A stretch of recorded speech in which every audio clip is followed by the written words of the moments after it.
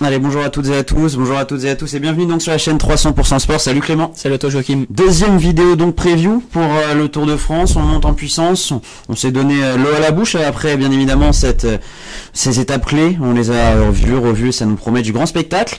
Mais pour nos Français, qu'est-ce que ça peut donner justement? La question qu'on s'est posée, qu'on a titrée, les Français vont-ils nous faire rêver? On va essayer juste de parler de quelques noms et de se dire est-ce qu'il y en a qui peuvent faire quelque chose de grand, comme on l'a vu donc Clément dans la précédente vidéo. Le parcours est très dur. Est-ce que toi tu penses pas que ça va être un peu trop dur justement pour nos Français? Bah de toute façon, au vu du parcours qui est quand même hyper montagneux en dernière semaine, je pense que voilà, je le disais tout à l'heure, on peut avoir des Français qui sur les 10 premiers jours peuvent être bien placés au général. Je pense notamment à Kevin Vauquelin parce qu'il y a quand même un chrono en première semaine, des étapes très vallonnées. Je pense qu'on peut avoir des coureurs bien placés au général, mais dès que la route va s'élever... Pour le général, déjà on rappelle que Lenny Martinez apparemment ne devrait pas jouer le général. Ouais, c'est ça. Donc franchement c'était notre seule chance. On rappelle aussi que Paul Sexas, qui était présent sur le Dauphiné, ne fera pas le Tour de France, même si on rappelle qu'on tourne cette vidéo alors qu'on n'a pas encore les listes officielles. Mais Paul Sexas, sauf surprise énorme, ne fera pas le Tour de France. Non, parce que même c'était lui, le mieux classé donc au général sur le Dauphiné. Mais même lui a dit qu'il voulait pas se brûler les étapes. Il disait qu'il était encore trop jeune pour tenir 3 semaines, que même la Vuelta il ne devrait pas s'aligner sur le Tour d'Espagne cette année, qu'il attendrait la saison 2026 du coup pour découvrir les grands tours. Mais ouais, côté français, ça laisse un vide. Enfin, moi j'ai l'impression que ça laisse un vide. C'est ça. Lenny Bardet Martinez qui a pris sa retraite. C'est ça. Lenny Martinez a annoncé qu'il du coup ne jouerait pas le général. Je pense qu'on jouera le général avec Santiago Buitrago. Je pense que honnêtement, on peut se dire que c'est notre meilleure chance, Lenny Martinez, au vu de ce qu'il nous a montré sur le Dauphiné. Pour chercher des étapes. C'est ça. S'il y a des victoires d'étapes à jouer dans les échappées, surtout des arrivées au sommet, je pense que c'est notre meilleure chance parce qu'en montagne, il nous a montré des qualités exceptionnelles. C'est notre meilleure chance selon toi aussi ou pas? Oh oui, clairement. Sur des étapes montagneuses, je vois pas un grimpeur français capable il a le profil, de toute façon, capable de faire aussi bien que Lenny Martinez. On a Guillaume Martin qui a fait un beau Dauphiné, top 10 au général, pourquoi pas, mais pour jouer le général non. Je pense que ses plus belles années sont passées. Oui, clairement, ça c'est sûr. Alors que Lenny Martinez, justement, ses plus belles années, elles sont en train d'arriver et il a vraiment progressé déjà cette année. Et il a envie de prendre plaisir. On se souvient que l'année dernière, c'était catastrophique, très clairement, un grand tour cataclysmique pour Lenny Martinez, qui était toujours dans les derniers rangs. Donc voilà, et il a une revanche à prendre, mais il a pas envie lui aussi de brûler les étapes. Il préfère jouer peut-être un potentiel maillot à poids, les victoires d'étape. Bref, il y a quelque chose à faire pour Lenny Martinez. Donc c'est notre meilleure chance. On a vu que le parcours était très compliqué. On espère que le glouton Pogacar va pas tout dévorer. Et puis voilà quoi. Je pense que pour Lenny Martinez, la saison dernière lui a servi de leçon. Clairement, sa participation inutile au Tour de France, prématurée au Tour de France. Ça, clairement, c'était la pire chose à faire. C'était une grosse erreur d'ailleurs de Lenny Martinez et de la formation Groupama FDJ la saison dernière. Clairement, il a brûlé les étapes trop vite et je pense que là, il est un peu redescendu sur terre. Il fait une saison relativement exceptionnelle quand même. Victoire sur Paris-Nice. Sur le Romandie, sur le Dauphiné. Voilà, là il a été clair. Son ambition, c'est pas le général, c'est d'aller chercher des victoires d'étape. Et clairement, il en a les capacités. On l'a vu sur le Dauphiné récemment. Franchement, je pense qu'il y a quand même des étapes qui peuvent vraiment lui convenir, notamment en 3e semaine dans les Pyrénées. Donc Lenny Martinez pour moi la meilleure chance de victoire d'étape française dans ce Tour de France. Malheureusement au général, je suis pas sûr qu'on soit vraiment gâté. Pas sûr qu'on ait un tricolore dans le top 10 au général. Je vois très mal un coureur. Top 15, on sait jamais. Est-ce que Nico Prodhomme sera là pour... Nico Prodhomme, j'y ai pensé à Nico Prodhomme pour aller chercher des étapes. Mais il vient quand même de finir combien 15e du Tour d'Italie, il me semble. C'est ça, je crois top 15. Top 15 du Tour d'Italie. Bon, 3 semaines déjà de course dans les jambes. Là, il vient de gagner la Route d'Occitanie. Le pire, c'est qu'il est encore en forme. Il a quand même 3 semaines de Tour d'Italie. Il y a pas de souci. Il a encore, mais j'ai peur que sur 3 semaines, ce soit compliqué. À voir ce qu'il y a. Une victoire d'étape potentiellement. C'est ça. Pour le général, voilà. Le général, de toute façon, il faut qu'on. De toute façon, on va attendre patiemment les Paul Sexas, les Lenny Martinez. On va attendre. Il n'y a pas de souci. Nous, on est prêt pour ça. De toute façon, on est conditionné. On est dans une passation de pouvoir. On est dans un changement de génération. Donc on sait qu'aujourd'hui, ce sera les étapes. On a eu 3 victoires d'étape la dernière fois, 2 sur les 2 premiers jours. Donc ça, c'était génial. Après, il y en avait eu qu'une sur, en gros, on va dire quasiment 3 semaines. Donc ça, c'est un peu inquiétant. Mais qui autrement peut nous faire rêver? Julien Lafilippe, on reste sur les équipes non françaises. Julien Lafilippe, première semaine qui peut vraiment bien lui Ouais, correspondre. clairement, il y a des étapes pour. De toute façon, la première étape, on a des punchers d'une grande qualité quand même. On l'a vu sur les Ardennaises, on le voit en ce moment sur le Tour de Suisse, on va le voir très certainement ce week-end sur les championnats de France. On a parlé du coup sur des équipes non françaises avec Julien Lafilippe.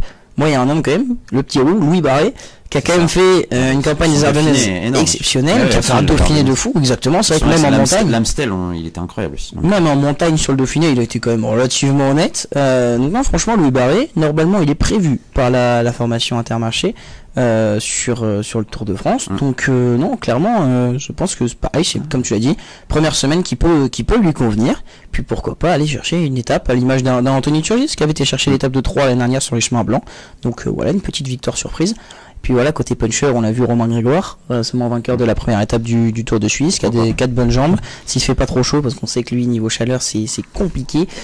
Et puis, comme j'ai dit, Kevin Vauquelin. Pourquoi pas sur la première semaine et sur le chrono de Caen, qui pourrait bien figurer au général, et pourquoi pas aller chercher une étape justement sur ces premiers jours de Tour de France. Alors c'est vrai qu'en revoyant justement la liste des coureurs qui sont alignés sur le championnat de France, c'est vrai qu'il y a des coureurs, pourquoi pas, un Alex Baudin qui a fait un très gros Dauphiné, pareil, Axel Laurence. J'ai vu le nom Axel Laurence, c'est vrai que Axel Laurence a bien marché, faudra voir quel rôle il a dans cette équipe. Ouais. C'est vrai que côté Ineos, s'il est aligné. Oui, aussi. Mais après, ouais, ce serait une belle promotion aussi pour Ineos d'aligner un Français. Mais c'est vrai que bon, en rôle d'équipier, bon, il n'y a pas de gros leader chez Ineos, on a l'impression. Carlos Rodriguez a pas l'air très très en forme. Ouais. Pas sûr qu'on aligne Egan Bernal, qu'on le fasse bisser de Giro au Tour de France.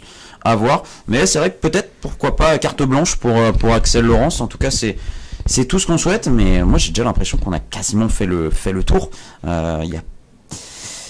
J'ai pas l'impression qu'il y ait énormément de noms. Ouais, Hugo Page, bon.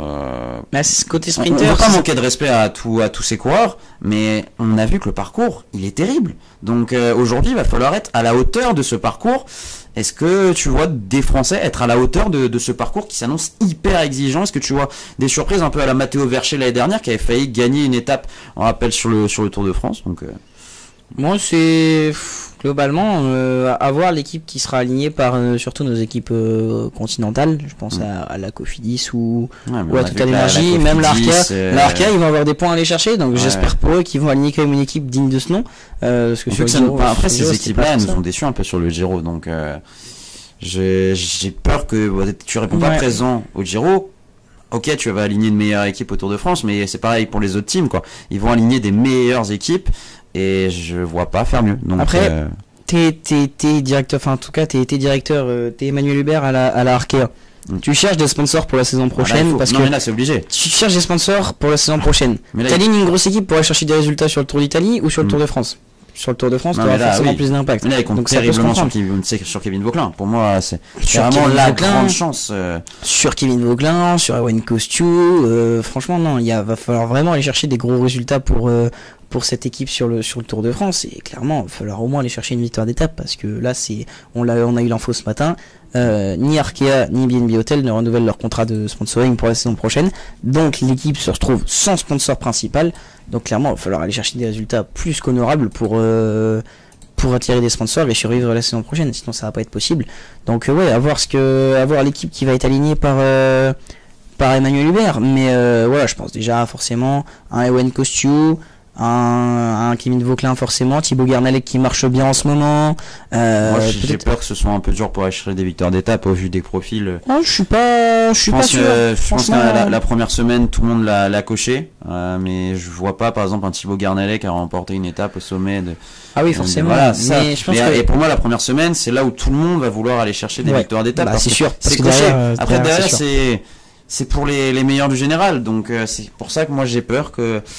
Je suis à deux doigts de me dire qu'on peut faire chou blanc sur ce Tour de France. Donc pour moi la question, les Français vont-ils nous faire rêver? Je dis non tout de suite. J'ai peur que ce soit trop dur. Rêver pour moi c'est un grand mot. Après rêver pour moi si on a déjà 3 victoires d'étape c'est déjà, pour moi honnêtement c'est déjà incroyable. C'est vrai que l'année dernière on a eu beaucoup de chance, une belle cuvée avec 2 victoires d'étape sur les 2 premières étapes. Ça m'a pas fait rêver parce que derrière ensuite on a un peu retombé. Si tu arrives à aller décrocher 3 victoires d'étape, ce serait assez énorme. T'en prends une par semaine. Alors finalement on n'est pas si exigeant que ça quoi. Ah, l'année dernière j'étais satisfait moi franchement. Oui après mais ça m'a pas fait rêver quoi.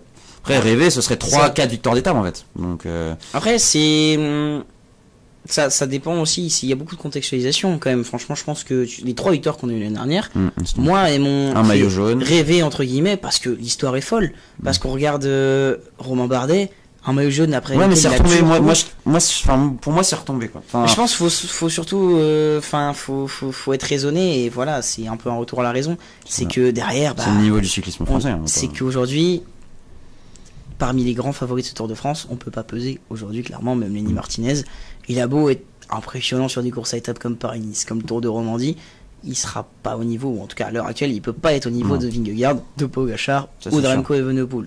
Donc encore Evenepoel il s'en est approché sur le Tour de Romandie, mais voilà, ça reste compliqué, donc je pense qu'il c'est un retour à la raison. En gros voilà, ce que tu nous dis c'est qu'on n'aura pas un Tour de France 2019 où justement on a rêvé, voilà. Ça c'est sûr. C'est ça. Mais maintenant je te dis, l'année dernière on a eu 3 victoires d'étape avec des histoires quand même. Oui, si on a 3 victoires d'étape. Bardet, première étape, maillot jaune, après lequel il a couru toute sa carrière. Kevin Vauquelin, premier Tour de France, mais deuxième étape ce qui est dommage en soi, c'était des victoires d'étape à l'étranger. C'est vrai que tu vas me dire ça change pas grand chose, mais moi tu vois la victoire d'Anthony Turgis, bon bah c'était dans le nord de la France, dans l'est. Dans l'est. Ouais, donc voilà, mais ça nous a fait rêver quoi. Bah clairement, bah surtout c'est même le pédigré de l'étape, c'est quand même l'étape des chemins blancs. C'est ça, il y a du spectacle, c'est ça a été le chat et la souris pendant toute l'étape entre le peloton favori et l'échappée. Enfin, devant, c'était quand même une grosse échappée. Lutsenko, Derek G, Ben Healy, Aramburu, Turgis, Pidcock. C'était fou, quoi, ce sprint final. Puis les émotions du sprint, quoi. Puis même pour un coureur comme Anthony Turgis, qui n'a pas eu beaucoup en soi des victoires dans sa carrière comme ça, qui a une histoire familiale compliquée avec Jimmy Turgis et Tanguy Turgis qui ont eu des problèmes physiques qui les ont poussés à arrêter leur carrière. L'histoire, franchement, de la victoire d'Anthony Turgis, moi, elle m'a fait rêver parce que il y a le contexte de l'étape et il y a l'histoire de ce mec. Pour moi, c'est les seules émotions, pour moi, limite, la seule émotion qu'on a eue suite au premier week-end qui était exceptionnel. Après, ça a un peu manqué, c'est pour ça que bon, après, on verra, mais voilà. Si on a 3 victoires d'étape, ce serait déjà énorme. On verra comment vont répondre présentes, donc, nos équipes françaises, mais voilà, en tout cas, il va y avoir 3 belles semaines, on l'a vu dans la première vidéo, maintenant. On va voir si les Français sont à la hauteur de l'événement. Pour le général, bon, voilà, on s'est fait une raison, ça on le sait. On va être patient, on va attendre. Maintenant, c'est pour les victoires d'étape. On a des chasseurs d'étape et on se dit pourquoi pas. On se dit pourquoi pas. Les Martinez, les Vauquelin, les Alaphilippe et consorts. Et on attend aussi avec impatience les listes des équipes. Donc voilà, Clément, on se retrouve dans 2 jours pour une nouvelle vidéo. Et puis voilà, je pense que tu as déjà hâte de commenter ce Tour de France avec voilà, nos Français qui, on espère, vont te faire vibrer. C'est aussi important, rêver, je sais pas, mais au moins vibrer, nous donner des émotions. Ce serait déjà le principal. Allez, donc on se retrouve dans 2 jours. Une nouvelle vidéo qui va sortir très bientôt, les gars. Ciao, ciao.